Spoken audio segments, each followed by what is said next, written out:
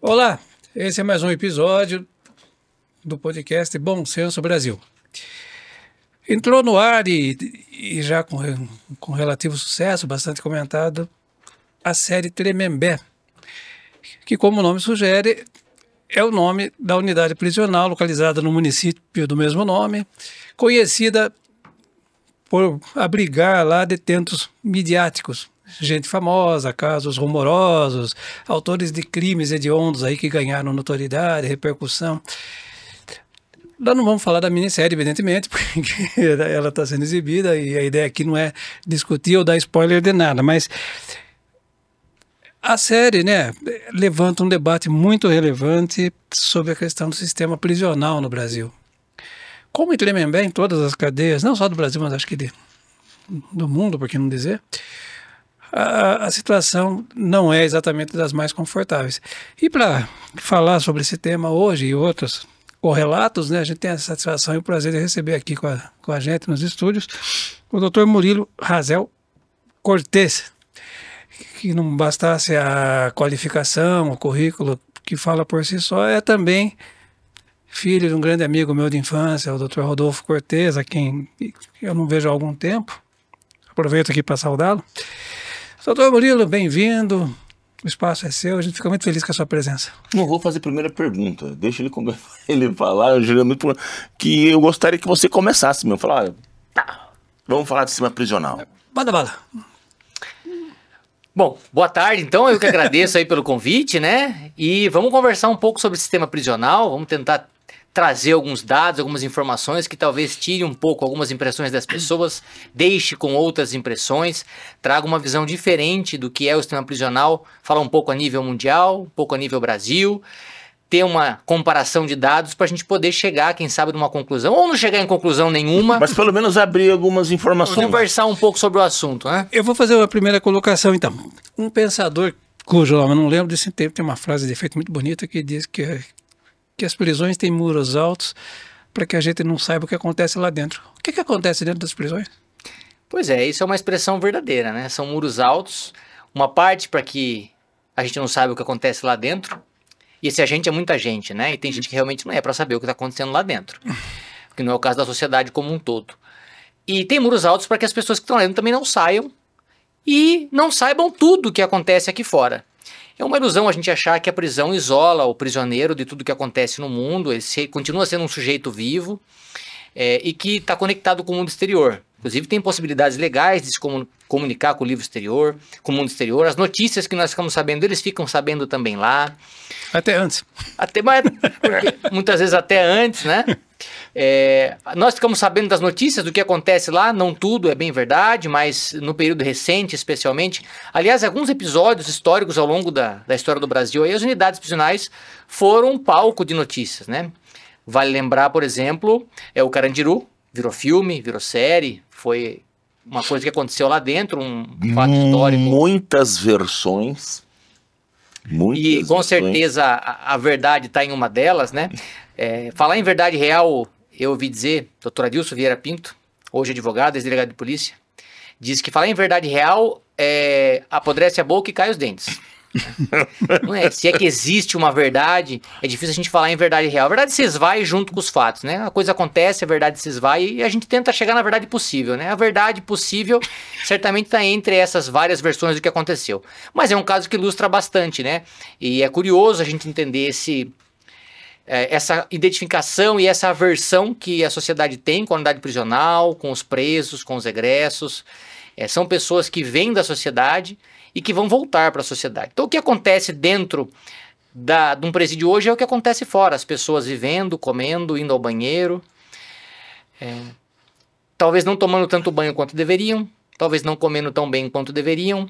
Mas as pessoas estão comendo, tomando banho, acordando, dormindo, assim como estão aqui fora. Continuam sendo pessoas e elas vão voltar para a sociedade. E muitas vezes a gente esquece desse detalhe, né? As pessoas estão lá, vão ficar um tempo e vão sair. E quando sair, vão estar melhor ou pior? Vão sair um problema como entraram, um problema menor ou um problema maior? Eu acho que essa discussão, para entender o sistema prisional, para que ele serve, como ele está moldado e se ele está minimamente cumprindo essa missão, eu acho que o debate é muito importante. Conclusão, a gente pode ficar horas debatendo, cada especialista tem, e hoje todo mundo é especialista em tudo, né? E também em sistema prisional. Tem gente que acha que o negócio é matar, tem gente que acha que o negócio é aumentar, tem gente que acha que o negócio é diminuir, extinguir. Eu acho que discutir a solução é um problema. Então vamos discutir o problema, vamos conversar sobre o problema, quem sabe acidentalmente a gente esbarra talvez não numa solução, numa panaceia, né? Mas a gente pode tropeçar numa coisa melhor do que a gente tem. Não, é o seguinte, o detento, né, que cumpre pena, ele já chega lá condenado? Nem sempre. Nem sempre. Pela opinião pública? Talvez. Talvez. A gente não pode ignorar o fato de que uma pessoa experimentar a sensação de ser encarcerado, né, ser custodiado, ser algemado, já é algo que te marca, a você e as pessoas que assistem isso. Então você entrar, né, numa unidade prisional como detento, você vai receber matrícula, um número que, não sei se as pessoas sabem disso, muitas não devem saber, mas o número de matrícula do preso é único. Uma vez que você entra no presídio, né, numa unidade prisional no estado de São Paulo, você recebe um número de matrícula, hoje deve estar nos 800 mil, talvez, não sei de cabeça aqui. Esse número te acompanha pro resto da vida.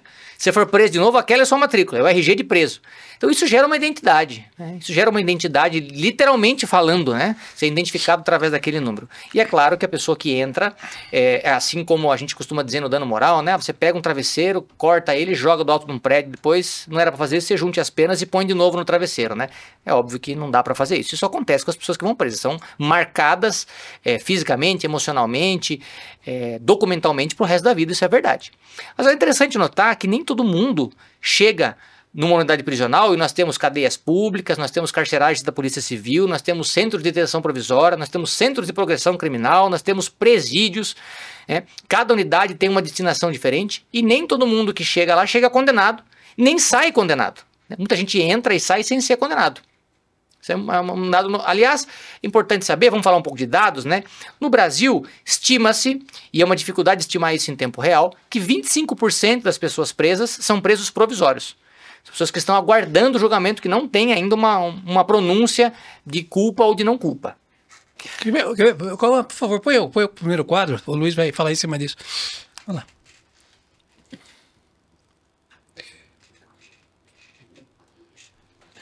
Isso aqui tá com pontinhos. O que é os pontinhos? Pessoas presas. Certamente é 748 mil. Tá. 44 mil, 12 mil, 16 mil, 9 mil, 290 mil. Deve ser mesmo. Assim, eu lembro uma vez que dava em quase 300 mil os procurados. Foragidos, 1.000. Seriam 1.000?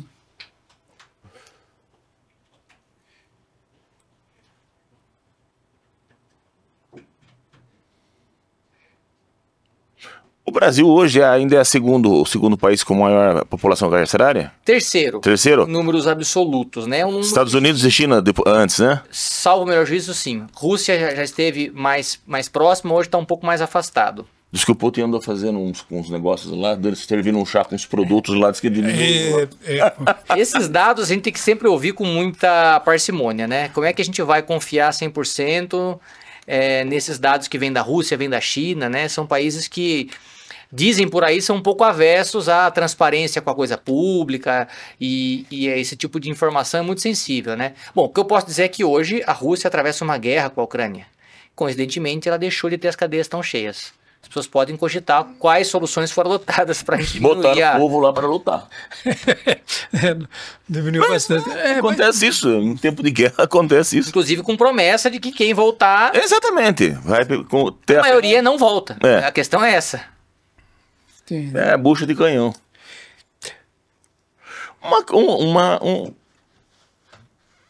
Os números aí, né, são aí grandes, é uma população grande, tá?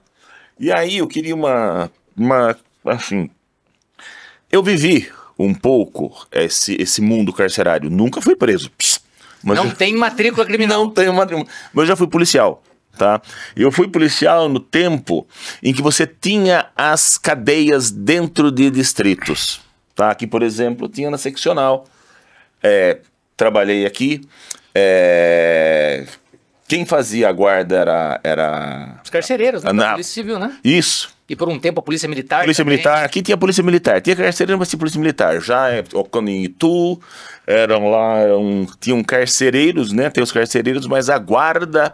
Mas quando dava pipa, você botava o colete e ia lá apaziguar o negócio. Tá? Aí vinha o choque, você era investigado, você estava lá no momento, você botava o colete e ia apaziguar. Você tinha que colocar colete até para se identificar como policial, né? Que na hora que o pau come lá dentro, né? Que todo mundo apanha. Todo mundo apanha, tá? E é aquela história, todo mundo desarmado, com o cacetete na mão, tá? Assim, o que eu via, né? E conversando assim, eu vejo assim um pouco assim de dois extremos, tá? No pensamento da sociedade, tá? Até você comentou isso aí, achei interessante. Você tem aquele extremo que fala, tem que matar, tá? Tem que matar. Preso, bandido bom, bandido morto, tá se perdendo dinheiro com esses presos e estamos tendo que pagar a comida desses caras. Tem esse pensamento. De outra banda, não. São pessoas boas, a gente tem que trabalhar, ressocializar. E eu vi por experiência própria, tá? Até atuando em algumas rebeliões, vamos dizer assim, tá? Eram cadeias menores, né? Cadeia seccional não era, por exemplo, como um Carandiru, que daí entra o choque. Diferente, era uma outra situação. Mas você vê gente de todo tipo entrar lá. E você vê pessoas que são, vamos dizer assim, são psicopatas, sabe, é dele. Ele mata você e vai tomar um café. Isso acontece, é do ser humano. É uma, vamos dizer assim, uma aberração da raça humana. Só que você vê pessoas que entraram para o crime por uma questão social, às vezes até para comer, às vezes até por uma situação de necessidade, foi roubar alguma coisa, mas não são pessoas, não são homicidas, não são pessoas, elas podem ser ressocializadas, tá? E aí eu vejo, puxa, como chegar nesse meio termo? Porque o que acontece? Você pega essas pessoas, você coloca junto com esse pessoal, não, mas tem as alas, gente, o mundo cadeia é um mundo cão, tá? É um mundo cão, é um mundo diferente. Sabe? E hoje está pior, porque naquele tempo não existia ainda muito crime organizado. Você via facções dentro de cadeia, mas você não via facções externas comandando grande número de presídios, dando ordens, como a gente falou. Eles sabem coisas da gente, tá? Então, nesse problema que nós estamos hoje, como a gente consegue tentar, vamos dizer assim, separar esse joio do trigo, tentar melhorar, porque pelo menos essas pessoas que têm que cumprir alguma coisa, elas fizeram um ato em que tem que ter uma sanção da sociedade, não morram lá dentro, tá? Que morrem lá dentro. Sejam estupradas, sejam destruídas, famílias destruídas. Por quê? Porque é uma coisa assim berrante. Como eu falo, o mundo de cadeia é berrante. A pessoa chega lá e, olha, traga a sua mulher aqui dentro. E ela vai passar para um, vai passar para outro, senão você morre. Famílias são destruídas. Então, assim, nesses extremos, como a gente pode chegar e falar assim, gente, não é tudo ruim, também não é tudo bom, e como que a gente pode trabalhar isso para tentar, sabe, salvar essas pessoas, que eu penso que são seres humanos, né, que não merecem estar passando por isso. O grande problema é a gente buscar a panaceia, que a panaceia é aquela solução para todos os males, né? Tome sol, que é bom para tudo, tome água, que é bom para tudo, né? A gente quer procurar uma solução messiânica, né? Aliás, quer achar a pedra filosofal. Exato, isso para tudo, na política, na educação, na saúde e também no sistema prisional, né? Eu acho que não existe uma panaceia, uma solução para todos os males. Eu acho, como disse há pouco, que é muito importante a gente discutir os assuntos. E tenho para mim que o caminho para uma solução possível, talvez não ideal, é o estudo dos fatores criminológicos, ou melhor, dos fatores criminógenos, que dão origem ao crime. Quando a gente começa a entender ou pelo menos procurar entender. Claro, isso vai passar por várias divisões. A criminologia é uma ciência pouco falada, mas muito estudada. Passou por revoluções, complexíssima. Passou por revoluções ao longo da história, desde Beccaria lá. Lombroso. Então, depois passando por Lombroso, é uma segunda fase da criminologia, o criminoso nato.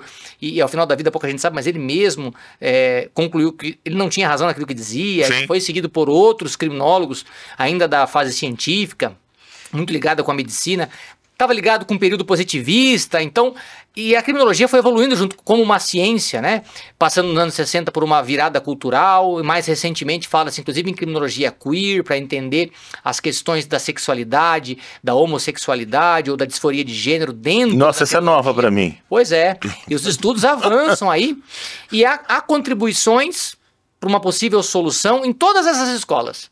Desde Beccaria, passando por Lombroso, se não as conclusões no estudo, no recorte social, né? Porque a gente vai muito na conclusão, a gente vai ler um artigo, alguma coisa, e eu falo, para mim também, eu quero entender o que ele concluiu. E às vezes é mais importante o porquê ele concluiu, né? Como chegou-se a essa situação? Isso acontece muito com o ser humano.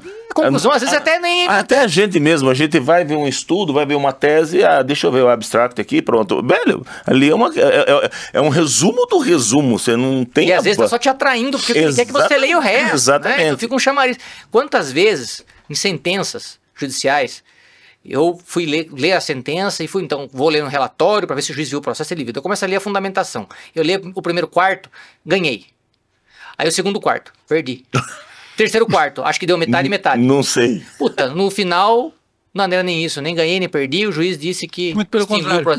Entende? Então, isso é um problema que nós temos que enfrentar. E fazendo esse parênteses só para dizer, eu acho que não existe então uma solução ideal para tudo isso, mas com certeza passa por entender os fenômenos que geram o crime.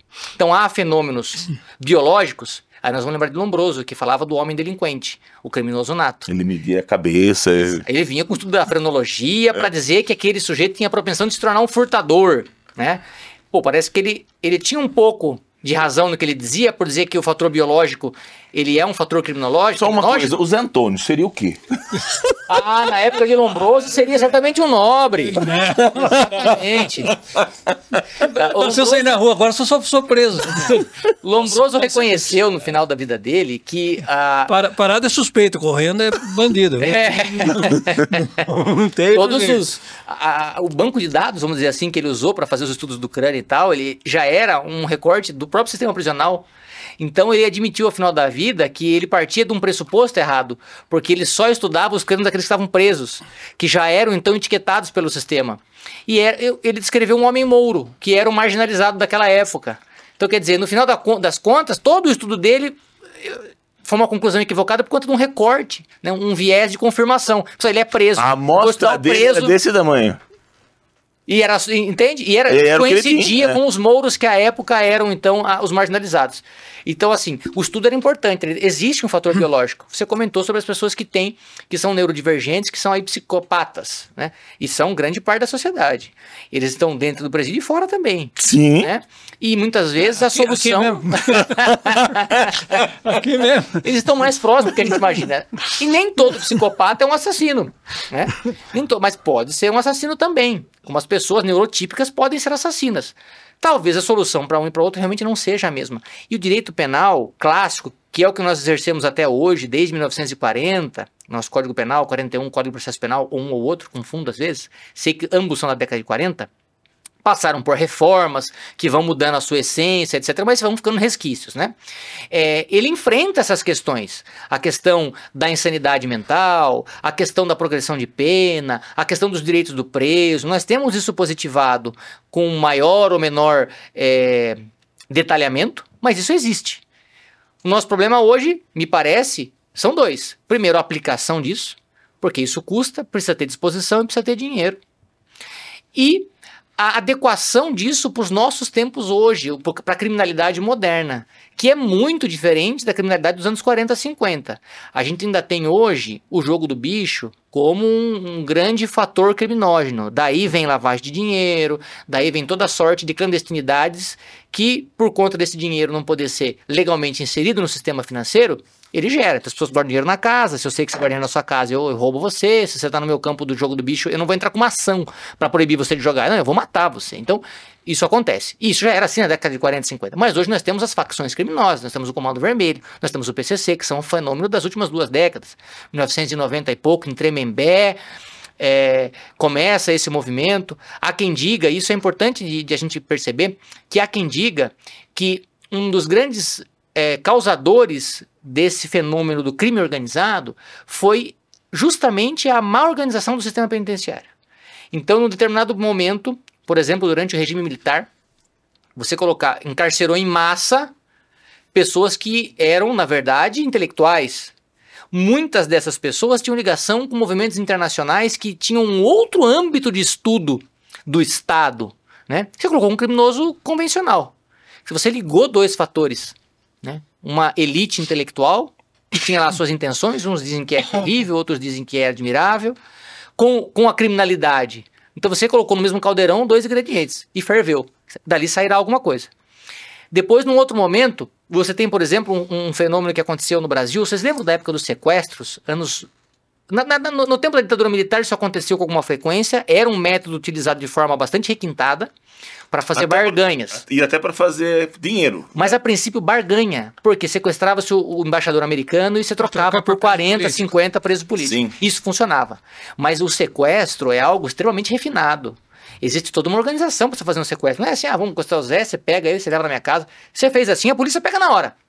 Então, o esquema de células, olha, a célula A pega o Zé e deixa no campinho. A célula B não sabe quem pegou o Zé, aonde pegou o Zé, só que pega o Zé no campinho e vai levar para a praia. A célula C pega da praia. Então, se você pegar a célula A, ela só sabe que ele ficou no campinho.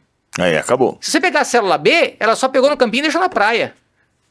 Então, essa arquitetura, em algum momento, encontrou o criminoso convencional, o furtador de galinha, o assassino, o valentão, no presídio, e esse fator se tornou um novo fenômeno criminógeno, né? E aí começa a vir um novo tipo de criminalidade, que é a criminalidade rebuscada a partir de um interesse que já não é mais ideológico. Eu quero dinheiro, né? Eu quero sequestrar o Abílio Diniz, né? Você precisa de uma pessoa pensante para isso, alguém que vai elaborar esse esquema, e de pessoas que estão com intenção de dinheiro. À época havia chilenos envolvidos, pessoas que estiveram envolvidos na luta armada nos seus países. Quer dizer, são resquícios de um momento diferente que, junto com o fator econômico, etc., gera um novo tipo de criminalidade. Isso acontece muito mais rápido do que o Estado tem a capacidade de observar e de combater. Então, quando nós começamos a falar em lei anti-sequestro, o sequestro já era algo massificado. E aqui um dado interessante. O sequestro foi muito comum, especialmente nos anos 90, começo dos anos 2000. Tem no YouTube um documentário sobre o Grupo Antissequestro da Polícia Civil de São Paulo.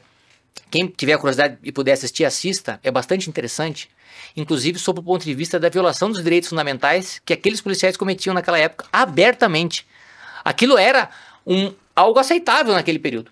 Há um determinado trecho em que a polícia basicamente sequestra a mãe de um sequestrador que estava preso, comandando um sequestro fora, porque não tinha mais recurso. Então eles fazem um link que a mãe estaria envolvida com o sequestro, decretam a prisão temporária da mãe, prende a mãe e aquilo gera uma negociação em que liberta o refém do sequestro. Então veja que instrumento pouco republicano democrático, mas muito eficiente. E a gente às vezes é seduzido por esse tipo de solução, né?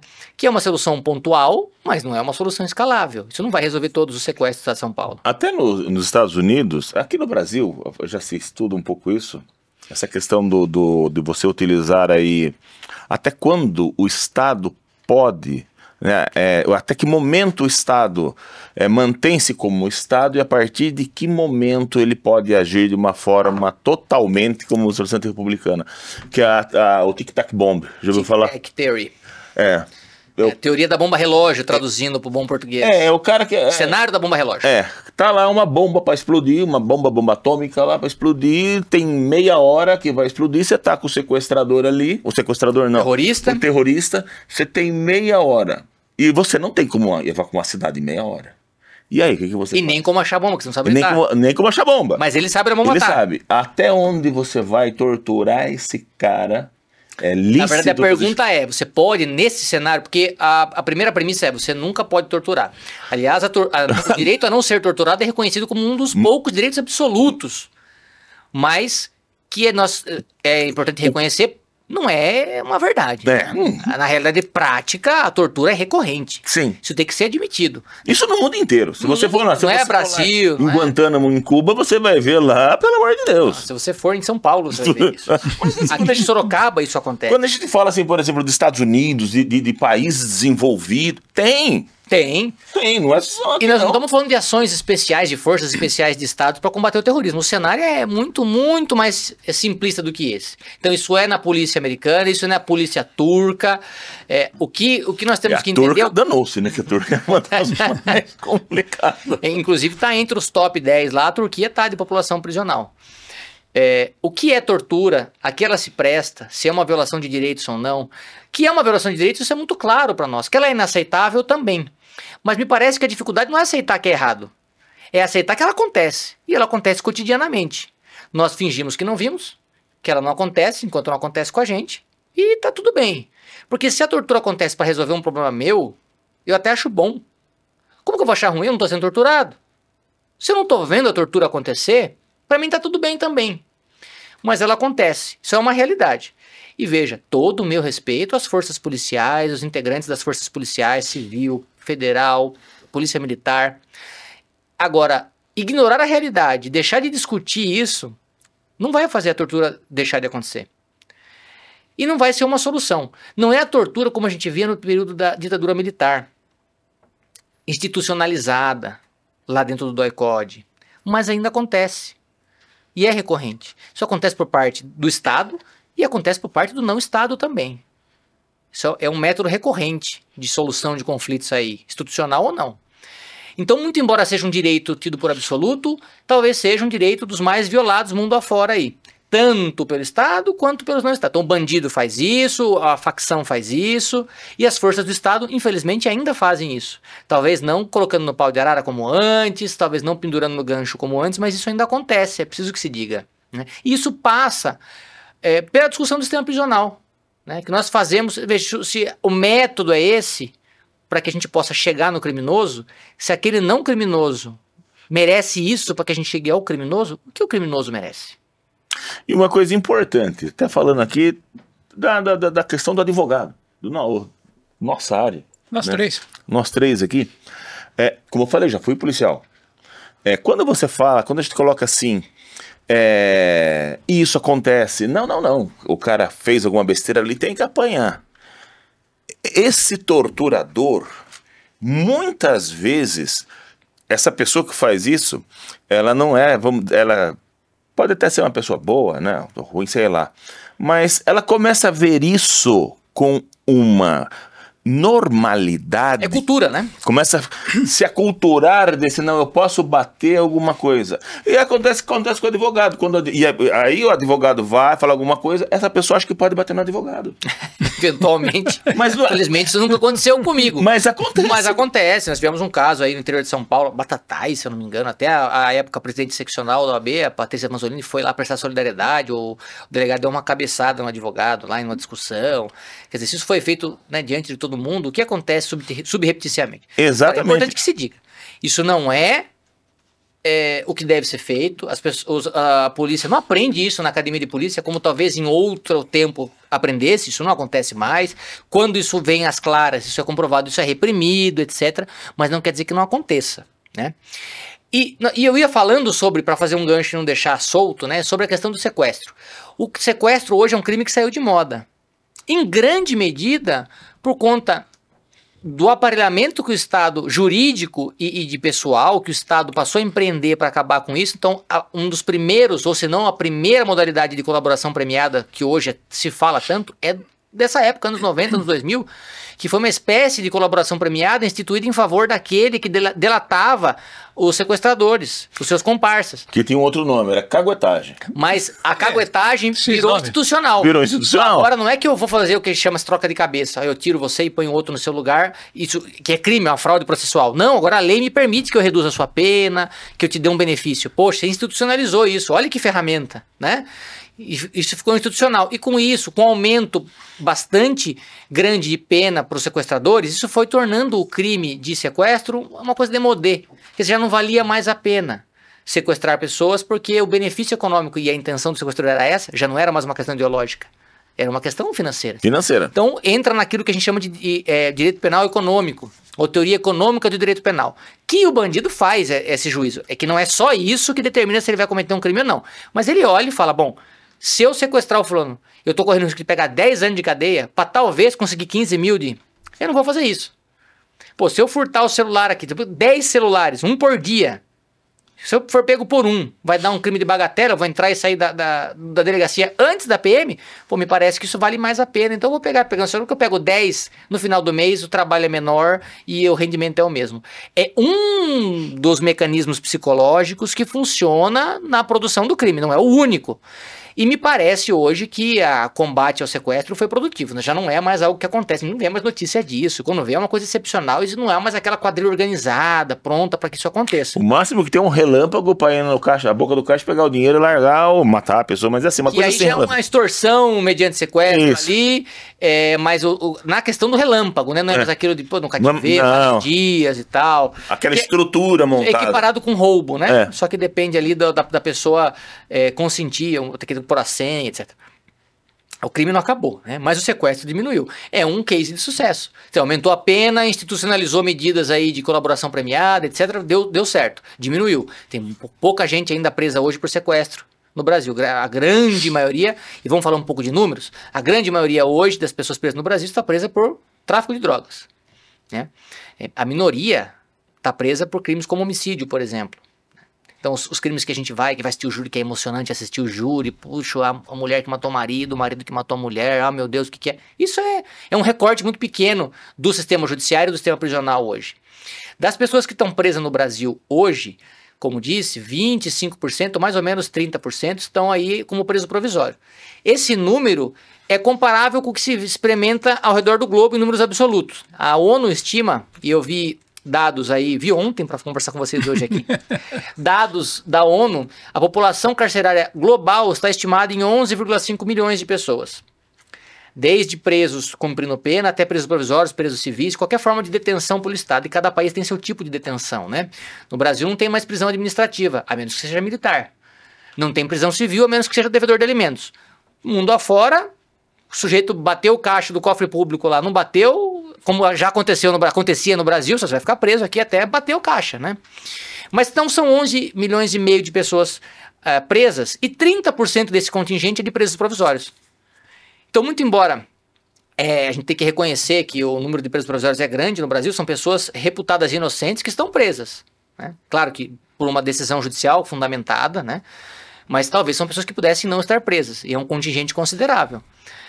Ainda é um número comparável com o que o resto do mundo vê. No Brasil, 70% das pessoas que estão presas hoje são negras, leia-se, pretas e pardas. É um recorte muito interessante, porque somando pretos e pardos, a população está composta hoje por mais ou menos 54%, me parece que não chega a 60%. Aproximadamente 40 e tantos por cento são pessoas autodeclaradas brancas, e nós temos aí um número ínfimo de amarelos e indígenas. E aí nós podemos colocar os quilombolas também, que geralmente estão ali enquadrados como negros, mas tem todo um regime de vida diferente. Mas quando a gente olha para esse recorte, a gente tem que pensar, será que pretos e pardos são naturalmente criminosos, como talvez um dia pensou Lombroso? Por que é que o recorte nos meus presídios é de maioria de pessoas negras? E eu não estou dizendo isso, então agora o Murilo é comunista, anarquista... Não se preocupe, todo mundo fala isso da gente aqui.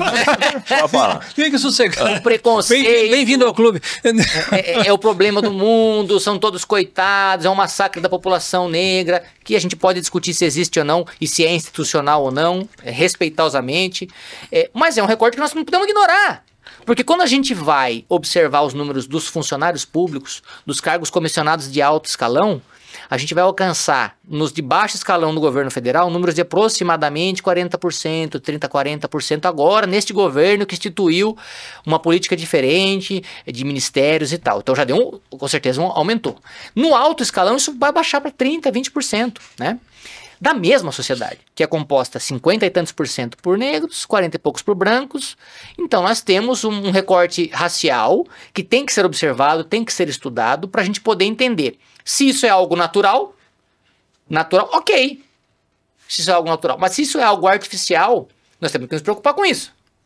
Não porque nós somos bonzinhos, mas porque todos nós queremos uma sociedade livre, justa, solidária, de direita, de esquerda, seja como for. E nós temos que estudar esse fenômeno. E quando a gente fala em sistema prisional, é um fenômeno gritante. Quer um outro dado? 94% das pessoas presas no Brasil são homens. Olha que interessante. Só 6% são mulheres. Então, se por um lado nós podemos discutir a sociedade do patriarcado e do privilégio de ser homem, quando se trata de ser preso, isso vai por água abaixo. 94% é homem. Mas quer um outro dado interessante? Quase a totalidade das mulheres presas está presa por envolvimento com o tráfico. E grande parte, aí eu não tenho a fração precisa, mas grande parte levando a droga para cadeia. Para quem? Para um homem. Voltamos à discussão do machismo ou não. Então, todos esses fatores, o fator racial, do preconceito, o fator do machismo, o fator econômico, o fator biológico, todos eles estão na mesa quando a gente fala de fatores criminógenos. Nenhum deles é necessariamente a pedra filosofal que nós vamos tirar, então agora nós vamos empoderar as mulheres e isso vai resolver. Não vai. Não é assim. Ah, nós vamos ter fogo nos racistas e isso vai resolver. Não vai. Mas o enfrentamento passa por todas essas áreas. Também passa pela área social, pela área econômica.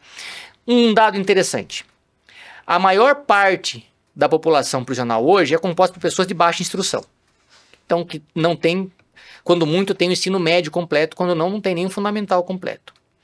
É um recorte também social para a gente olhar. Será que as pessoas que estudam menos são bandidas? Ou será que as pessoas viram bandidas porque estudaram menos? E aí, quando a gente pega esse recorte, será que a gente pode pensar o seguinte, então, talvez o programa Universidade para Todos seja a grande solução. Porque quem faz faculdade não entra na cadeia, então eu vou dar faculdade para todo mundo que eu vou resolver. Olha que pensamento, que do ponto de vista estatístico faz todo sentido, mas não sobrevive uma análise lógica básica, né? E essas pessoas estão lá, majoritariamente, então, negras, de baixa instrução, envolvidas com crime de tráfico de drogas. O crime de tráfico de drogas hoje é a porta de entrada para a conquista social de muita gente. É um dinheiro relativamente fácil, porque eu não acho que seja verdadeiramente fácil vender droga. Altamente perigoso, isso é certo, de ser morto, de ser preso, mas altamente lucrativo. É isso que eu ia falar, rende muito dinheiro. Rende muito dinheiro. Deixa eu colocar mais um recorte nisso aí tudo, são tantos os recortes. Ele é, na verdade, rico no Brasil não vai preso? Ou se vai preso não fica tanto quanto pobre? Olha, que interessante isso. No tempo da ditadura militar, de 64 até os anos 80, isso não era verdade. Parece que naquele tempo o Estado batia em todo mundo porque a questão era ideológica. Então, se você não é alinhado à minha ideologia, né? Seja filho de quem for, seja de cor você for, bastava que você não tivesse o elemento ideológico, então... E aí nós saímos desse período e a gente começou a observar que agora parece que a cadeia voltou a ser como era antes desse período, para os 3 P's, né? Os pretos, os pobres, e aqui inclui também os negros, que na verdade os pardos, que são a grande maioria da sociedade brasileira, e as prostitutas. Esses 3 P's que a gente, quando entra na faculdade de Direito, o primeiro direito penal, o professor já nos advertia. Fala assim, o direito penal que vocês vão aprender aqui vale para 3 P's. E a gente... É preciso dizer que o recorte hoje, a estatística mostra, as pessoas de maior poder aquisitivo, com mais estudos, quanto mais claras e mais estudadas, menos chances têm estatisticamente de ir presa. Isso passa por conta também pela nossa legislação criminal. Nós não temos uma grande preocupação com os crimes de sangue, com os crimes de rua, notadamente os crimes de rua, que aí vão compreender tanto os crimes patrimoniais, furto, roubo, latrocínio, quanto crimes de homicídio, mas já disse, não é o grande gargalo do sistema prisional hoje, quanto crime de tráfico de drogas, que está ali junto com o furto e roubo, porque a intenção do traficante não é ideológica, ele quer ganhar dinheiro, né? Junto com o furtador e junto com o assaltante. Nós damos muito valor para esses crimes que assolam a sociedade e a verdade. Só quem já foi roubado sabe o que é. Você quer matar mesmo o cara que te roubou, o cara que te furtou, você fica louco. Imagina de uma hamburgueria. Por exemplo, eu tenho um cliente que tem uma hamburgueria e me disse certa vez, olha, você não acredita o que aconteceu. O sujeito vivia aqui na rua, a gente, complacente, todo mundo tem um pouco de humanismo nesse lado. Né? A gente ajudava, dava uma coisa para ele comer, tentava conversar e tal, ele estava sempre ali. Ficou uma semana. Na sexta-feira, ele ganhou como era o movimento da loja, um dia encerrou aqui a loja, depois ele entrou aqui, as câmeras gravaram, ele entrou, desativou a energia, roubou todos a fiação elétrica aqui da minha hamburgueria. Desapareceu, eu só fui ver isso no sábado, depois do meio-dia. Todo o meu estoque estragou. Então, quer dizer, afora o prejuízo financeiro que ele deu por conta de ter levado os fios, que ele vai vender por isso nada e vai trocar por droga, essa é a verdade. O prejuízo causado para o empreendedor, que também está suando, que está brigando com o Estado porque é imposto, que o consumidor que não quer pagar, que sobe R$1, ele não vende mais, esse jeito está tão inserido num sistema maluco ali, que um crime como esse desperta nele instintos primitivos. E talvez ele tenha a sua razão de pensar assim. Mas a gente valoriza muito isso, e esse é o recorte que eu queria fazer. E por muito tempo a gente deixou de olhar o criminoso do colarinho branco, sobretudo o criminoso que está no poder público. Por quê? Todos nós temos duas certezas na vida: que vamos pagar imposto e que vamos morrer. E ao morrer, os nossos herdeiros pagarão imposto também para poder ficar com aquilo que nós deixamos. Que bacana. Isso é certo. O resto a gente pode discutir se vai acontecer ou não.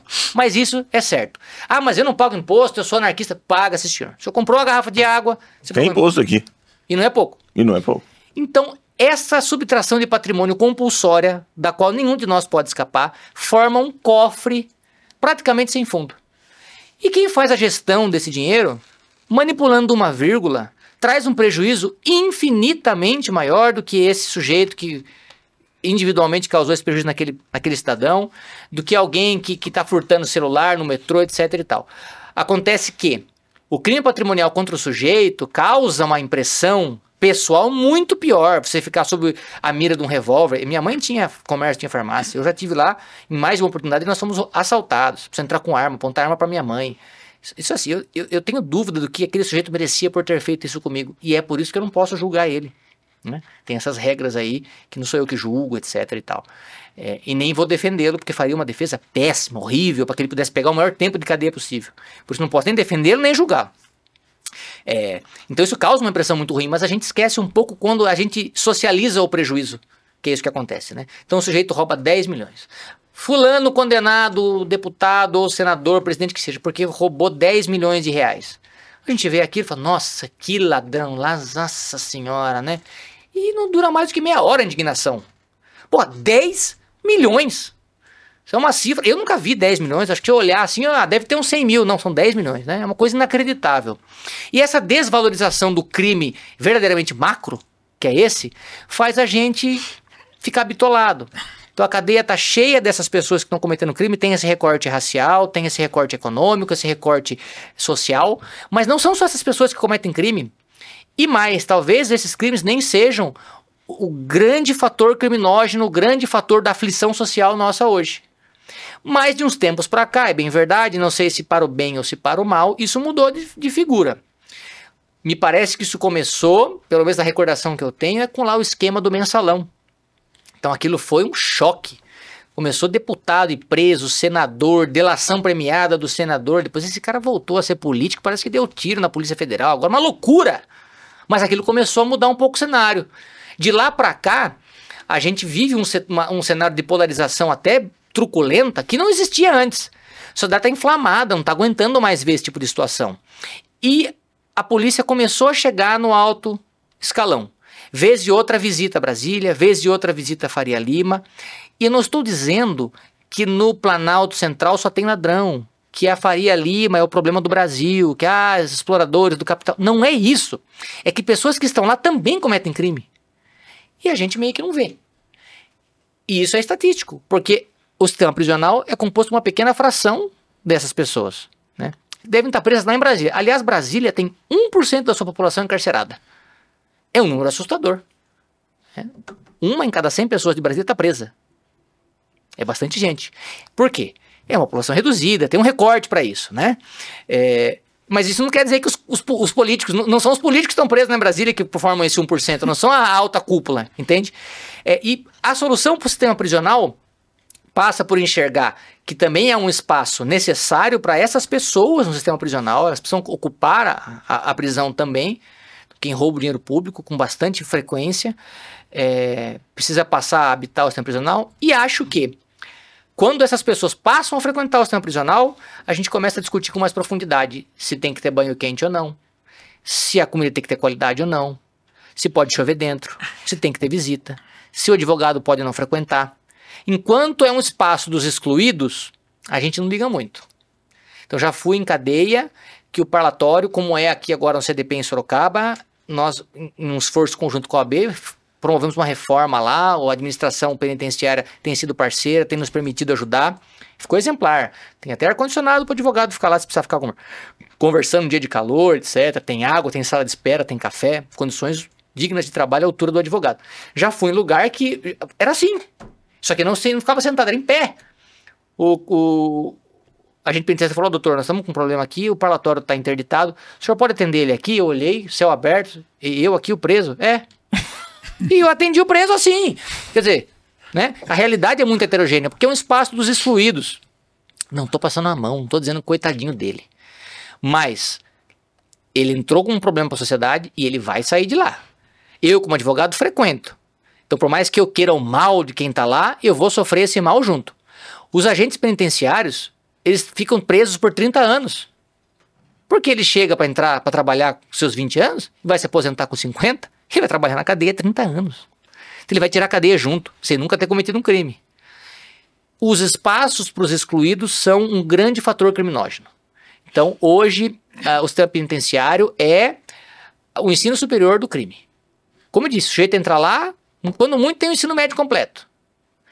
Vai ser jogado num lugar que reconhecidamente sofre por um estado de coisas inconstitucional. O STF falou isso. Tem julgados da Corte Interamericana de Direitos Humanos reconhecendo isso também.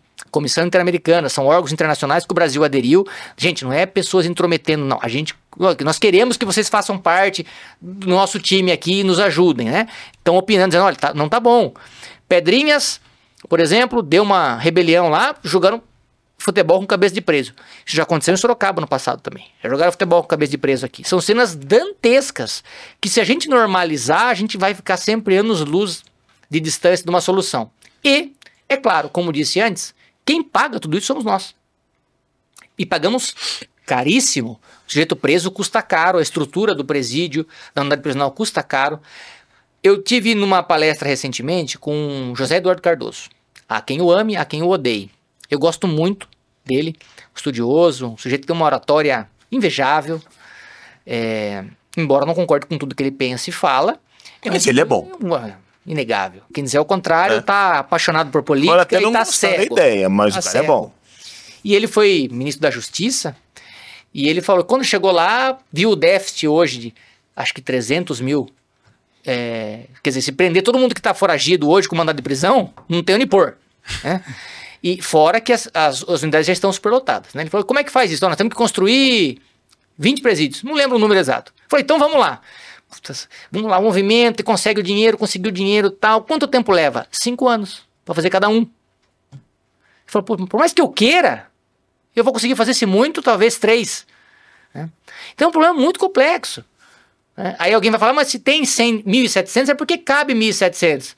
Bom, então nós vamos continuar reproduzindo esse sistema. Vai ficar superlotado, o sujeito entra lá revoltado com o Estado, está cumprindo uma pena que pode ser justa, ele merece estar lá, mas ele vai lá, vai entrar furtador, vai sair roubador, homicida, faccionado, porque as facções dominaram esse espaço dos excluídos e tornaram um lugar organizado com base na violência.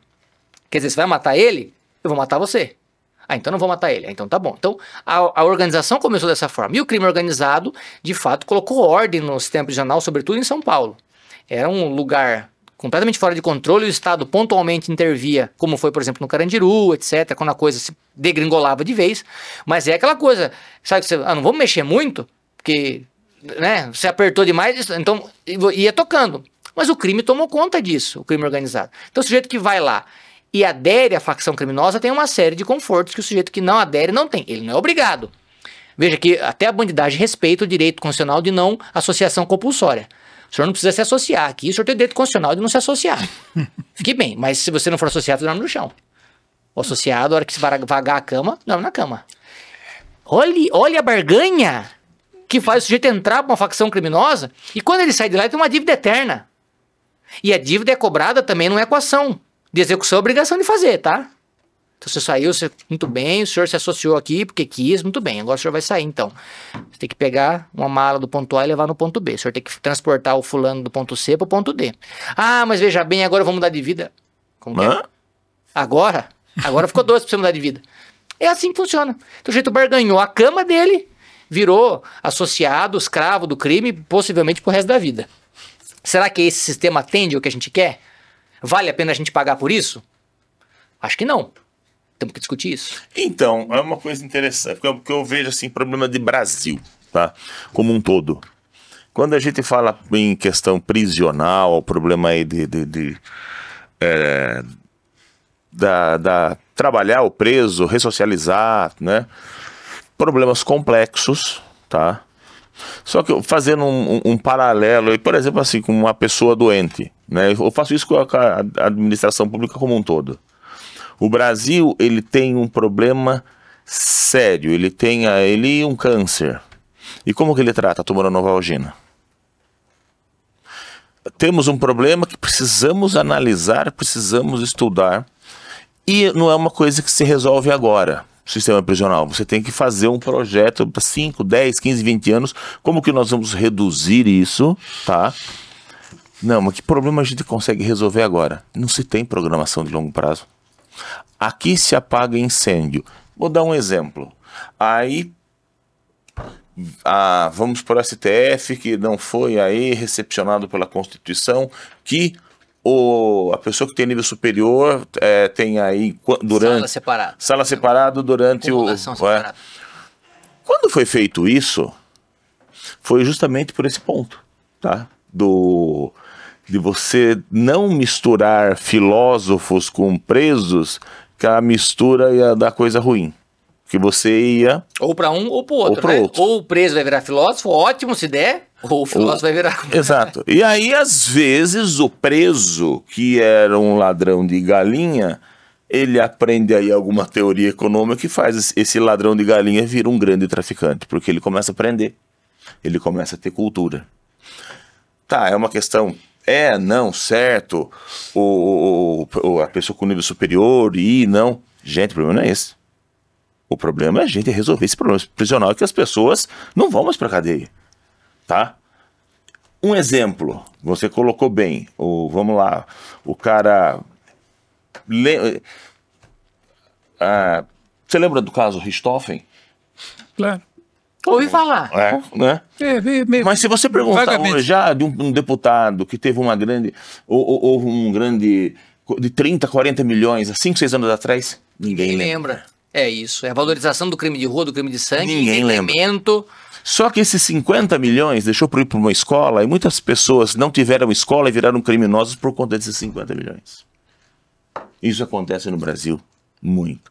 Então, vamos começar a resolver? Então vamos começar o quê? Trabalhar esse criminoso aqui que estraga a administração pública, estraga a sociedade como um todo, porque o que ele faz aqui causa mortes aqui, mas ninguém faz. Tenta-se fazer o quê? É aquele efeito que eu sempre falo de Brasil, falando que eu sempre... não, o nome não é favela. Não é favela não, agora é comunidade. Então mudou. Arrumamos tudo. Não, nós vamos colocar isso aqui nessa cadeia aqui, tá vendo? Estamos melhorando. Aquele que tinha essa prisão vai ficar aqui junto com todo mundo. Não, nós temos que criar uma situação para que as pessoas... Nivelar por cima, né? Exatamente. Sabe? Esse é o problema. E aí pronto, resolveu a situação. Não, o morador de rua... Tá falando besteira. É situação de rua. Então melhorou. Agora arrumou. Esse é um problema muito que eu vejo também no sistema prisional. Não se tem um planejamento de médio e longo prazo. É resolvendo coisa que aconteceu agora. Antes de fazer a próxima pergunta, eu só queria dizer algo que tangencia o que foi discutido, que a gente estava falando muito de questão de condição de encarceramento, né? E por acaso me ocorreram 2 episódios distintos lá no Rio de Janeiro, para variar. Teve o caso de um governador que foi preso e que ficou desesperado, quase infartou lá, porque ele ia ser levado para uma carceragem comum e ia ficar ao lado de um traficante. Antônio Garotinho. Quando percebeu que estava sendo levado, que não ia ficar, ele melhorou. Ele vai ficar do lado do Elias Maluco. Mas nem prendeu o Elias Maluco, eu vou morrer. Sendo uma liderança evangélica, e nada contra os evangélicos, por favor, o que ele disse de palavrão naquela hora lá, vou falar para você. E teve outro extremo do outro governador também, cuja cela mais parecia um resort do que provavelmente uma cela. Mas ele já ficou em silêncio, né? Ele preparou antes. Perceba, o sistema prisional já não é mais um problema. Não, vou ficar preso, só a minha liberdade. Ele tinha uma TV de 50 polegadas, DVD, comia lagostim, um pouquinho diferente do que a média da população carcerária daquela unidade. Isso dá bem ideia de como as coisas acontecem por fazer. Mas o que eu queria abordar é uma coisa, inclusive a gente falou um pouco aqui antes até da gravação. O Conselho Nacional de Justiça, avaliando a situação carcerária aqui do Brasil, né, ele editou um documento onde ele diz o seguinte, que a situação carcerária no Brasil é inconstitucional e nós também fazemos cola aqui, tá, gente? Não é só entrevistado, a gente tem que fazer também. Ele coloca que esse estado de coisas, né, compromete a capacidade do sistema prisional de promover uma responsabilização justa, com efeito na reinserção social das pessoas na vida pós-cárcere. Ou seja, nós estamos falando do pena justa. O que é o pena justa, para quem não sabe, doutor Molina? O projeto Pena Justa, né? Ele veio a reboque de um julgamento do STF, numa ADPF, numa arguição de descumprimento de preceito fundamental, número 347, se não me engano. Tá na minha cabeça, obviamente, porque eu vi ontem para falar com vocês aqui hoje. Ele estudou, viu? Ele estudou pra caramba. Arrotando número e nome, e às vezes são muito boas e sabem de cabeça. Às vezes falam qualquer número, qualquer nome, ninguém vai ver. E eu tomei o cuidado de dar uma olhada para não falar bobagem sem tamanho aqui, né? Ele achou que vinha para uma banca de exame oral de magistratura. Vai passar alguma coisa. Mas a ADPF 347, então, discutiu a situação do sistema penitenciário nacional. O STF entendeu, com base numa doutrina, se não me engano, importada da Colômbia, desse estado de coisas inconstitucional, que ele olha e fala, tá tudo errado. Não dá pra dizer que é o tamanho da cela, a qualidade da comida, não, tá tudo errado. Veja como é grave isso, né? E a partir disso determinou que o Estado tinha a obrigação de, no plano de 6 meses, se não me engano, apresentar um projeto. Veja bem, tá tudo uma porcaria. O que nós vamos fazer? Não basta dizer que está ruim, que isso já está muito claro, temos que achar uma solução. O sistema penitenciário, ele é compartilhado, não é uma obrigação exclusiva da União, nem só dos estados. Os municípios pouco têm ingerência nisso, muito embora tenham ali conselho da comunidade, querendo ou não todo projeto está em alguma cidade, tem alguma atribuição, tem um papel nisso, mas é majoritariamente estados e União. Então o CNJ editou esse plano, se não me engano tem 300 metas a serem cumpridas, que vão desde o controle de entrada, ou seja, entrar menos, o controle de saída, sair mais aqueles que já cumpriram pena, aqueles que não precisam estar provisoriamente presos. Não se trata de abrir a porta da cadeia e falar, tá muito cheio, saia. Não é isso, né? Mas então, se você tem um problema de financeiro, o que você faz? Tenta ganhar mais e gastar menos. Então, a primeira lógica é essa, mas são 300 metas ali, né? Para melhorar a qualidade de quem tá, etc., eventualmente construir mais presídios. Existe o Fundo Penitenciário Nacional que tinha frações astronômicas lá depositadas e que esse dinheiro não se conseguia vencer a burocracia do direito financeiro, que para quem nunca estudou direito financeiro, é um ramo do direito mar azul para ser explorado. Pouquíssima gente entende disso e o dinheiro não flui na administração pública, senão dentro das regras de direito financeiro. Então, lei orçamentária, empenho, pagadoria, etc. Então, dentro desse plano Pena Justa, também passar investimentos do fundo penitenciário para melhoria, construção de presídios, etc. O CNJ editou e ficou também a cargo dos estados trazerem metas estaduais, né? O São Paulo tem um monte de presídio, Pernambuco, Piauí, Maranhão, Rio de Janeiro. Então, a ideia deste plano é fazer uma reformulação do sistema prisional com planejamento, com fiscalização, porque o caminho é esse, né? Boas ideias, é muito fácil de gestar boas ideias, difícil é executar isso, ainda mais num sistema em que a cada 4 anos as pessoas brigam de faca nas eleições, né? E aí quem ganhou quer desfazer tudo que foi feito por quem perdeu, né? Ou então evitar que aquilo que estava dando certo dê. Não basta mais agora inaugurar a obra que o outro começou. Eu não quero nem que a obra exista, mas vamos mudar o nome. Então, o planejamento não é construtivo, é destrutivo. Exato, né? E num sistema como o nosso, que existe a reeleição, não estou dizendo que também a reeleição seja o problema do Brasil, né? Mas você tem ali 4 anos de mandato, né? O primeiro é de êxtase, o segundo você está entendendo como funciona, no terceiro você trabalha e o quarto é reeleição, né? Então, você tem 1 ano, um quarto, 25% do seu tempo você tem para efetivamente dedicar.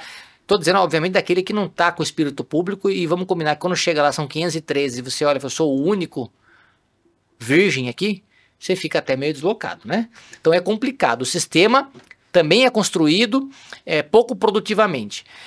Então, esse planejamento agora fica a cargo de órgãos que são mais permanentes, né? Então, você tem o CNJ que muda a composição, mas é um órgão permanente, você tem o sistema judiciário, e o mais importante, eu acho, é passar por uma fiscalização que possa ser auditada pela população. As pessoas possam ver, mas as pessoas só vão ver a partir do momento que elas se interessarem pelo assunto. Por isso, por exemplo, hoje essa conversa é tão importante. Talvez alguém saia daqui e entre no site do CNJ, por curiosidade, deixa eu ver o que é esse plano de pena justa. Deixa eu ver quantas pessoas estão presas. Pô, será que eu consigo ver aonde as pessoas estão presas? O que é a unidade prisional Plácido de Sá, no Rio de Janeiro? O que é o presídio no Maranhão, lá em Pedrinhas? O que aconteceu lá? Né? E comece a entender e falar, pô, mas é uma realidade que não está nem tão distante de mim, até porque qualquer um pode ser preso, e nem é algo que eu devo ignorar, né? Tem muito dinheiro público envolvido aí. E veja, dinheiro público é oportunidade. E alguém vai ter que reformar esses presídios. Então, tem empresa que vai ser contratada, esse dinheiro vai circular. É como quando dizem, né, vamos fazer um foguete para ir para a Lua. Pô, vai gastar um rio de dinheiro com um negócio desse. Tem muita coisa para fazer, mas veja, eles não vão encher o foguete de dinheiro e mandar o dinheiro para a Lua. Eles vão pagar as pessoas que vão desenvolver o foguete, vão pagar pesquisa, vão pagar até o cara que vai apertar o parafuso na nave, né? Então, o dinheiro bem investido, ainda que a finalidade não seja última, vou então resolver o problema da fome, ele circulando de forma honesta, já é um grande coisa. Passo. Então, toda essa revolução no sistema penitenciário não vai gerar apenas uma pena mais justa, né? Uma condição melhor de encarceramento. Vai passar também por toda uma cadeia financeira, econômica. E é interessante para a população. Agora, você conhece alguma cidade que está ansiosa para inaugurar um presídio? Não, pelo contrário, né? Quem quer ter uma casa do albergado? Já ouviram falar de casa do albergado?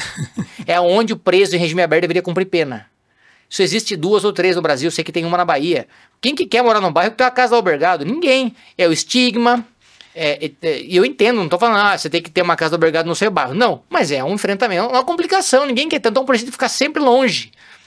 Aí o presídio é longe, não tem água encanada. Então tem que fazer caixa d'água, daí tem que comprar água de caminhão de pipa. Então, veja, são vários fatores que vão complicando a situação. E mais o plano pena justa, para não ficar, que eu vou devaneio, eu abro um parênteses, porque não fecho mais, né? Ele vem nesse sentido, de forma institucional, reconhecendo um problema estrutural, que é um problema multifatorial, que não é só o governo federal que vai resolver, não é só o Poder Executivo que vai resolver, o Ministério Público tem que entender quando ele condena, quando ele pede a medida de prisão, para onde ele está mandando o cara, o juiz quando decreta uma prisão, tem que entender a condição que o cara vai encontrar quando vai preso lá, se isso cumpre a finalidade última do processo, se é estritamente necessário, e se é mesmo ok, mas então eu estou consciente, vou mandar o cara para lá, entende? Porque no Brasil também tem isso, né? O juiz fala assim, bom, eu percebo que o caso é de prisão preventiva. O advogado fala, olha, veja bem, não dá, o CDP de Sorocaba tem 1.200 pessoas de capacidade, ou acho que 800, e tem 1.700 presos. O senhor vai pegar ele, vai colocar lá, vai fechar 1.800. Não faz sentido. Veja, primário, aí vem todo o trabalho do advogado, etc. O juiz fala, isso é um problema do executivo. Eu mando prender, o executivo resolve. Então, assim, o problema é sempre do outro. No final das contas, o problema é do preso. Não quer ir preso, não cometa crime. Né? E a gente não se apropria do problema. Então, quer dizer, é um problema meu. Talvez, se o juiz, como que é? Está superlotado? Escreve um ofício aí. Ofício, qual que é a condição de encarceramento, como que tá superlotado, por que está superlotado? Porque um juiz faz isso, o outro também, daqui a pouco fica incômodo para muita gente manter como está. Quando incomoda, as pessoas fazem o que é mais cômodo. Então, vamos reformar, vamos fazer. Agora não tem mais aqui. Se todo mundo se apropriar do problema, e não precisa ser messiânico, não precisa ser o resolutor de todos os problemas, mas se todo mundo se apropriar um pouquinho do problema, a gente caminha num sentido positivo. Mas nós já tivemos situações em que o juiz, ciente da coisa, mas também num extremo, mandou soltar preso. Tem. Já aconteceu. Falou, do jeito que tá, não dá, então vai pra rua. E está consolidado, por exemplo, na jurisprudência, que o sujeito que foi condenado, por exemplo, para ficar no regime semiaberto, não pode ficar no regime fechado. Se não tem vaga no semiaberto, então ele vai ter que ir para o aberto. Exatamente. Só que aí fica essa manobra, quer dizer, não, mas tem 1.700, cabe mais um, cabe mais dois. É uma matemática difícil, porque a gente entra no campo da violação do direito. Uma questão, vamos colocar um problema que acontece em Brasil, vamos falar do judiciário um pouco. Aí nós vamos trabalhar, porque eu não conheço muito como que tá a área prisional hoje, é mais a questão do cumprimento de pena, essas coisas assim que você tem bastante, um conhecimento muito maior. Mas no judiciário, hoje nós temos um problema, tá? Qual é o problema? Vamos colocar uma coisa que aconteceu no STJ, que aí, opa, o que aconteceu? Aí a imprensa, tum, e quando a imprensa, tchum, aí vão ver, tá? Que muitos problemas acontecem, como no da imprensa, acontecem barbaridades aí no meu judiciário. Em que sentido? Nós estamos investigando aí, né, no STJ, uma ação que está em curso lá, funcionários, servidores que... Vendendo decisão. Mas o token de quem que é? Velho, agora vamos ser assim, velho, o token é do juiz, então não é ele que está fazendo. Viu? A gente não pode ser hipócrita, né? O STJ tem 33 ministros. O STF tem 11. É humanamente impossível dar conta. E nem todos os 33 julgam tudo, e ainda que julgassem, não seria suficiente. Sim. Né? Em Sorocaba nós temos 4 varas criminais, nós temos 10 varas cíveis, temos 4 varas de família. Não comporta, não dá. Tem gente fazendo sentença que não é juiz, e até aí tudo bem, porque é lícito que o cara tenha um assistente. O problema é que a coisa se agiganta a um nível tal. Aí que é onde eu quero chegar. Alguma coisa que você falou no início, tá? Comecei a ler a sentença. É isso. Mas ele falou isso aqui depois. Não entendi. Aí depois chegou o terceiro. Sabe o que é isso aí? Recorte aqui, recorte aqui, recorte aqui, tá feito. Infelizmente, o sistema judiciário brasileiro hoje é isso. Acontece muito, é verdade, mas não acho que seja a esmagadora maioria. Mas, quando a gente tem aí, por exemplo, num sistema prisional ou numa questão penal, a gente vê essa moça, por exemplo, foi o caso dela, que ela era inocente, ficou 4 anos, morreu na cadeia inocente. Tá? Não dá para colocar na mão de um leigo. Não dá para colocar na mão da assistente, da estagiária bonita, tá? Na minha estagiária, eu já vi isso acontecer em TRT, tá? A moça bonita dando, ou o mocinho ali fazendo sentença que você teve que ir discutir com, e aí você vai discutir com o desembargador, ou com o juiz, aconteceu isso por uma instância, vamos colocar num linguajar que merda é essa? Vou ver, no outro dia ele reforma. Mas você tem que... E nem todos têm essa, vamos dizer assim, um apeito, principalmente o advogado mais jovem, essa coragem de conversar, peitar o juiz e falar assim, o que você fez aqui? Porque alguém ali fez besteira, ele assinou, ele nem estava sabendo disso.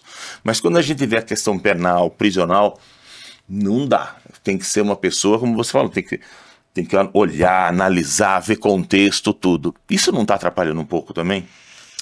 Atrapalha, mas não acho que seja o grande problema hoje. Acho que mesmo as pessoas que estão lendo, às vezes tem uma certa indiferença. Isso é um problema, né? Uma indiferença que a carga de trabalho atrapalha, é verdade, os estigmas sociais atrapalham. Acho que o tamanho da máquina não é suficiente para atender a demanda, e aí nós temos um problema de orçamento. Mas eu acho assim, por exemplo, Sorocaba merece mais varas, de todos os aspectos. Mas as varas criminais andam mais rápido do que as demais. Tem uma produtividade maior. Porque tem a questão da prescrição, né? Então, se não correr, o Estado não correr, prescreve o crime, tal, isso da mídia, tal. Eu tenho um certo prazo receio. Em dia corrido, não em dia útil? Prazo em dia corrido.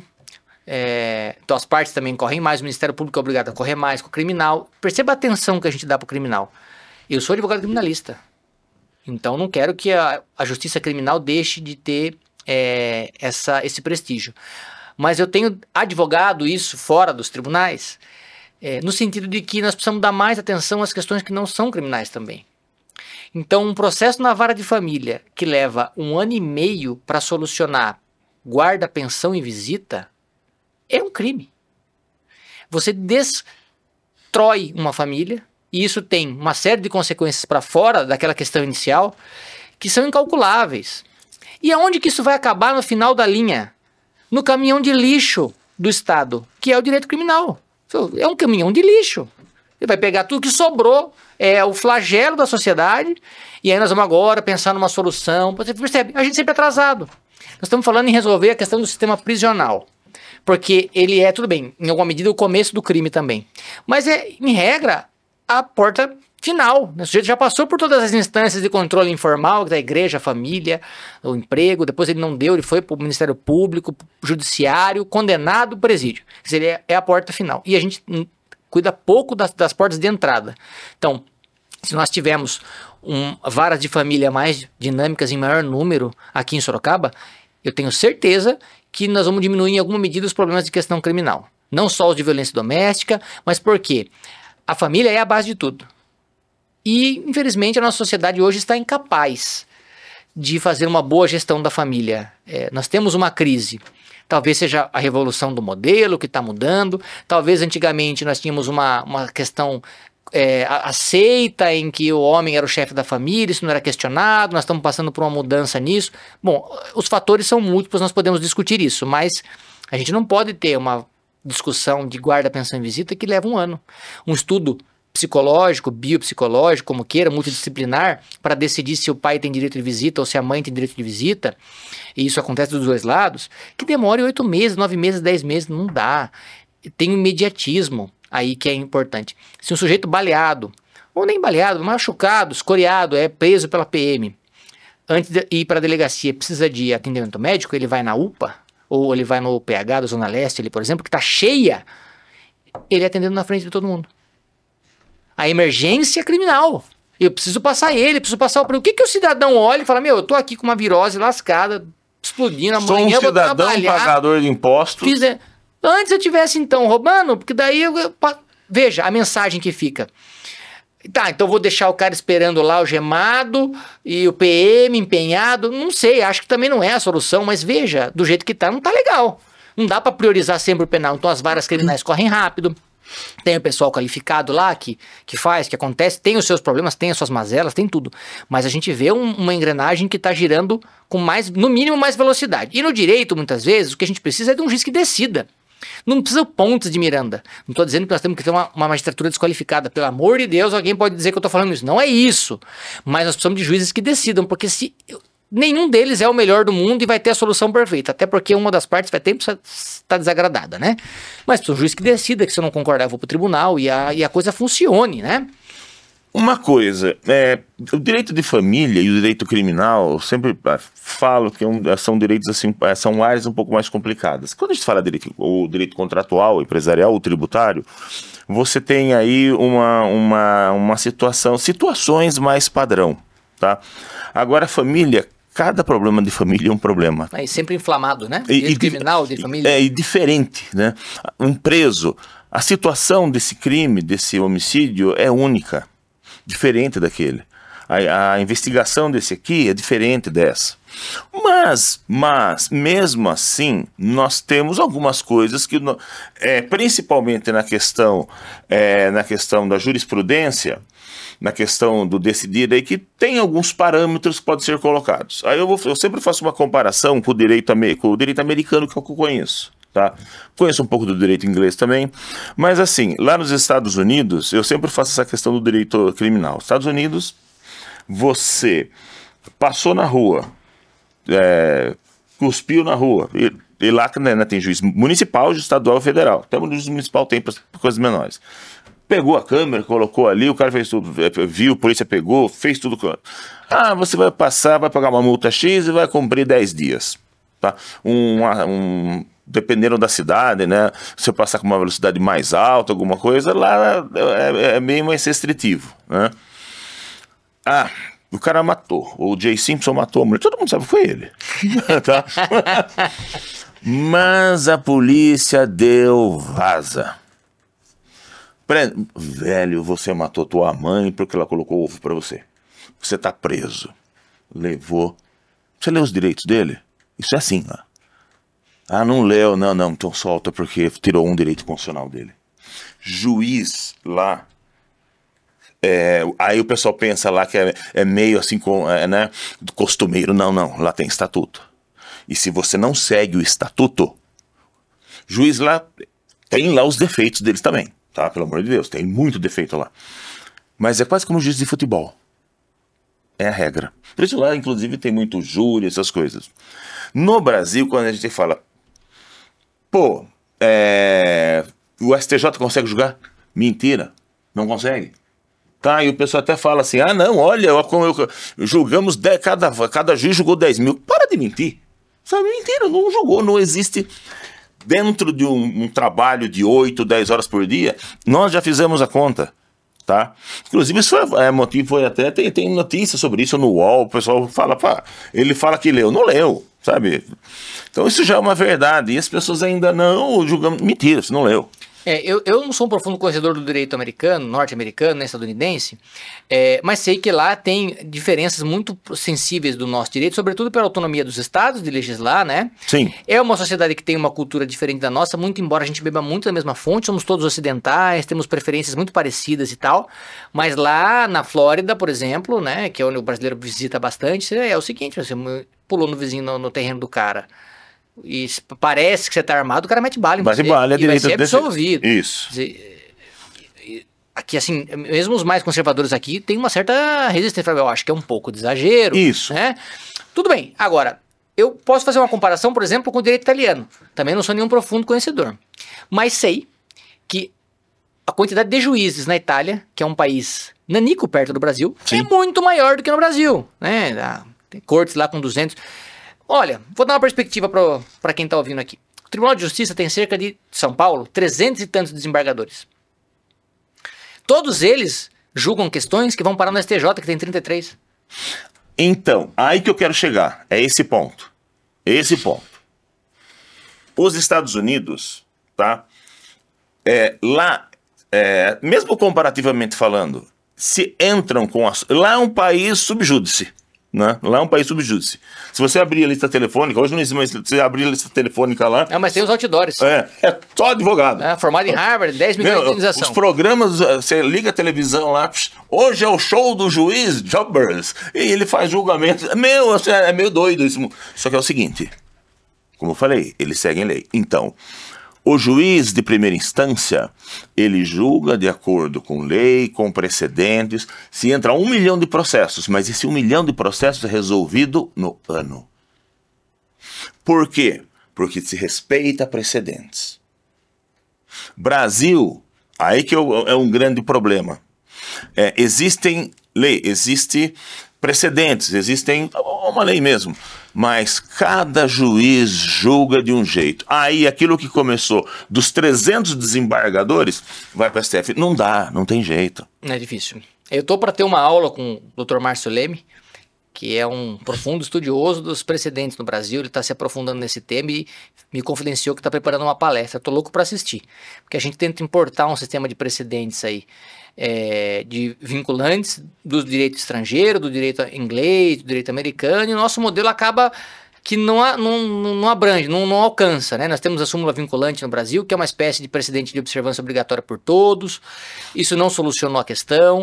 Só que ela não é aceita. Vou dar um exemplo. Justiça do Trabalho, tá? Justiça do Trabalho. Teve a reforma da CLT. Reforma trabalhista. Reforma trabalhista. Julgou-se lá, STF pacificou algumas coisas, porque cada um estava julgando de um jeito. O juiz, que é uma coisa que eu acho ridículo, tá? Juiz não é legislador, juiz é juiz. Quer reclamar da lei não tá boa? Vai no legislativo. Escolha melhor. Mas em qualquer país do mundo avançado, você não questiona como é questionado a lei no Brasil. A lei no Brasil é ruim? Mas é a lei. Temos aí alguns problemas. Criou-se. Por conta dessas questões, criou-se no direito brasileiro, no STF, a figura da reclamação constitucional. Puta, que porra é essa que fizeram? Quando o juiz fizer aí a lambança dele e decidir contra uma súmula vinculante, você já pode entrar com a reclamação constitucional direto. Tá? Bom, entrando com reclamação constitucional, principalmente trabalhista. Aí teve um debate, o pessoal lá, não sei se era o Toffoli, o outro estavam falando, tá entrando muita reclamação, já estavam estudando como segurar, como não deixar a reclamação constitucional, estava entrando muito. Não, tem que ser uma reclamação constitucional que venha só da segunda instância, ao invés de chegar nesse juiz que não respeita a lei, não respeita o precedente, cria-se situação de segurar o direito de defesa. Isso é uma questão da jurisdição, né, que vem no Brasil desde o tempo do Império. Desde Portugal. Em dado momento, o imperador de Portugal decidiu que existiria o suplício. Então, todas as causas decididas pelos magistrados ou pelos desembargadores, enfim, poderiam ser apeladas para o que o imperador resolvesse, o rei resolvesse. Aí ele começou a ver que dava muito trabalho e vinha coisas que não eram interessantes. Então, ele falou, agora vai ter uma corte, você vai até essa corte. Aí passa 30, 40 anos, vem um outro rei, olha, fala, puta, essa corte ficou muito poderosa. Então eu vou deixar, agora eu vou estabelecer um outro recurso que vai ser um suplício ou como for, e faz de novo, e tira, e põe. Então, ao bel prazer, isso eu estudei no mestrado, isso é desde 1200, 1300, não é algo de agora. O tempo é assim, percebi que estou com pouco poder, põe uma via para que as pessoas possam reclamar a mim e eu detenho o poder. Dá dando muito trabalho e não é isso mais que eu quero, eu volto. Então são 5 séculos. A gente reclama isso hoje porque tem esse movimento, né? Mas são 5 séculos que funciona assim. Se a gente não olha isso na história, a gente acha que é um mal do nosso momento histórico. E não é, né? Assim como não é um mal do nosso momento histórico, o sistema prisional, né? Jesus, segundo a Bíblia, para aqueles que creem, já dizia que nós temos que ter um olhar especial para o estrangeiro, para o doente, para o pobre e para o preso, né? Para o preso. Ele não está dizendo que o preso não merece estar preso, nunca disse isso, né? Mas dá um olhar especial para o preso, que é uma pessoa em situação de flagrante hipervulnerabilidade, né? E seguindo esse ensinamento de Jesus, nós podemos acompanhar que então a questão do sistema prisional é secular. E talvez a gente, na nossa existência, eu sou cético, eu vou ser sincero, na minha existência eu não verei a solução para o problema do sistema prisional brasileiro, quiçá em algum outro lugar do mundo. Talvez na Islândia ou na Suécia, onde fecham-se presídios, a gente tenha um exemplo a ser seguido. Mas também a Islândia, a Suécia, com o dinheiro que eles têm, fica mais fácil, né? E aí alguém pode dizer, mas foram impérios que foram colonizadores e talvez a gente possa num exercício de raciocínio dizer, olha, ficou muito bom lá na Islândia, na Suécia, na Noruega, onde quer que seja, eles estão, Noruega vive do petróleo que eles têm lá, né? Mas eles estão resolvendo o problema dos preços dele com o dinheiro que tiraram nosso aqui, porque tirou daqui, foi para Portugal devia para não sei quem, chegou lá. Se a gente também, né, não fizer um recorte temporal, a gente vai ficar procurando culpados em vez de soluções. Acho que nós não vamos ver a solução para o problema do sistema penitenciário. Acho que cada vez mais a gente discutindo esse assunto, a gente chama a atenção de mais gente e constrói um tijolinho a mais aí de um presídio um pouco melhor. E vamos combinar, a gente precisa consertar a sociedade, né? A gente precisa consertar... Não. Essa é a pergunta do milhão. Ele está respondendo. Faz a pergunta desse não. Eu acho que eu combinei que eu sabia, não sabia. Ele matou. Bom, são 2 perguntas. A outra... A primeira é uma questão assim, mais é curiosidade que a gente está fazendo assim, vamos dizer, uma enquete, uma estatística, né, de linha de pensamento, até geográfico. Tá? Você acredita que a Terra é plana? Eu acredito que a Terra pode ser plana. Quando a gente olha pro mapa, ele é sempre plano, né? Então, se te faz bem acreditar que a Terra é plana, porque veja, para a maior parte das pessoas, acreditar que a Terra é plana não faz diferença nenhuma. Assim como eu não acreditar que o avião vai decolar. Sabe aquele medo que a gente tem do avião decolar? A maioria das pessoas tem medo que ele vá cair, que acha que é perigoso, sabe? Estatisticamente isso é um absurdo, é mais ou menos como a Terra é plana. Eu não vou viajar de avião que eu tenho medo de morrer. Tudo bem, você saiu a pé da sua casa, a chance de você morrer é infinitamente maior. É quase a Terra plana socialmente aceitável achar que o avião não vai decolar. Então se te faz bem acreditar que a Terra é plana, seja feliz. Só não vá se aventurar a chegar no fim dela, porque não vai dar certo, né? Não vai mas para todos os fins a Terra é geóide. Ela é redonda porque parece para quem olha. Eu quero um dia olhar a Terra de fora para poder vir aqui voltar e dizer, olha, eu olhei ela de fora, realmente é redonda. É redonda. Então, mas a pergunta do milhão, que a gente chama de pergunta do milhão, consiste nesse apanhado todo que você estava colocando no final. Que foi colocado aqui. Imagine em 30 anos, na sua existência ainda. Vamos ser otimistas, tá? 30 anos. É um tempo razoável. Você está lá existindo ainda, né? O que você acha que a gente tem que começar a fazer? Que tipo de planejamento? O que fazer para que daqui a 30 anos nós não vamos dizer, isso também é uma coisa assim que é utópico, isso não existe, que não vão ter presos daqui a 30 anos, que não existir crime, isso não existe, tá? Isso é utopia, assim, bem... Tem gente que está presa hoje e vai estar presa daqui a 30 anos. Exatamente, mas com um sistema mais justo e mais socialmente aceito.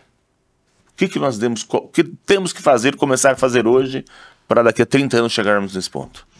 Eu acho que entender que o problema do sistema penitenciário é um problema da sociedade. Não é um problema do preso. Aliás, o preso é o último que entende qualquer coisa desse sistema penitenciário, né? O sujeito chega lá, a menos que seja um eire-vezeiro frequentador, tem alguns que são, mas o sujeito que chega lá sabe nem onde que vai, o que vai fazer, e vai fazendo, e vai aprendendo com outro preso, não tem noção nenhuma dos seus direitos. Agora, o sistema penitenciário é um produto do Estado, o Estado é um produto da sociedade, e, portanto, o defeito nesse produto, em última instância, é um produto defeituoso da sociedade. E a sociedade somos nós, não é mais ninguém. A gente coletiviza e esquece da responsabilidade individual. Então, até o mais estadunidense dos liberais aí, tem consciência de que a sociedade nada mais é do que um produto da somatória individual. Então nós temos um pedacinho de responsabilidade nisso. Se a gente não pode contribuir, e nem todos podem contribuir com ideias, financeiramente, está muito distante da minha realidade contribuir a não ser com meus impostos, né? Mas que contribuamos então na discussão, conversando sobre isso, de forma menos apaixonada. Eu falo isso, mas eu sou um cara meio apaixonado, sobretudo pela minha mulher. Mas a partir da paixão da minha mulher, que é a maior que eu tenho hoje, eu tenho outras paixões e às vezes eu me deixo levar nas discussões por essas paixões.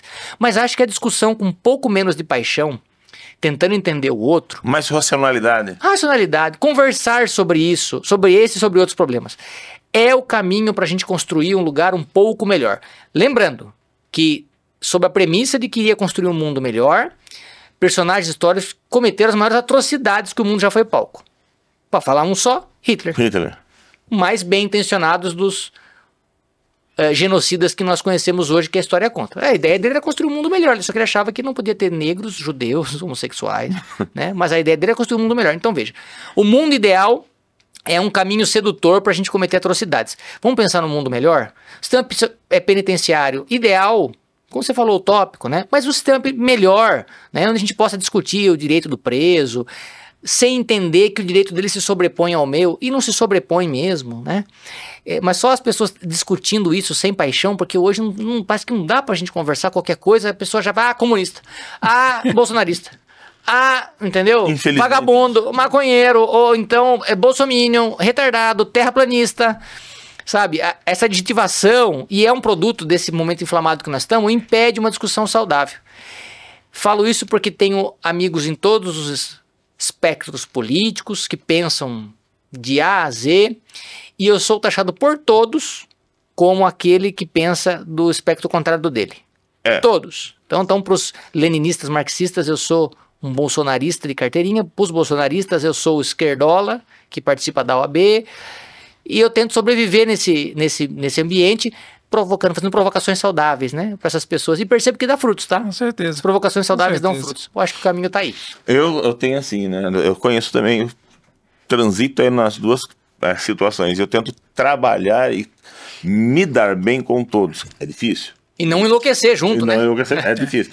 Aí você chega com o pessoal que é extrema-direita, e aí, Luiz, você vê isso, né? O pessoal, não, realmente tem alguns problemas aqui. Não é esse pessoal da esquerda aí, sabe, esses comunistas, é desse jeito. Aí você conversa com o pessoal aqui, Luiz, esses nazistas, isso e aquilo. E aí, Luiz, companheiro, me chama de companheiro. E se você tentar discutir, você apanha. Não. Tá? Difícil. Hoje... Eu acho que um dos grandes problemas do Brasil hoje, essa polarização, que virou uma polarização meio doente. Entre as famílias, né? Boa, né? Cansou muito. Esse radicalismo, né?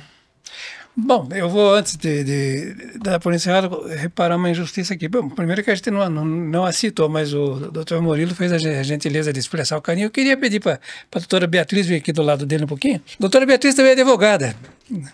Podia ter sentado junto. Pois é, mas tinha colaborações riquíssimas para dar sobre o sistema penitenciário. Eu estou com ela no regime fechado já faz 6 anos.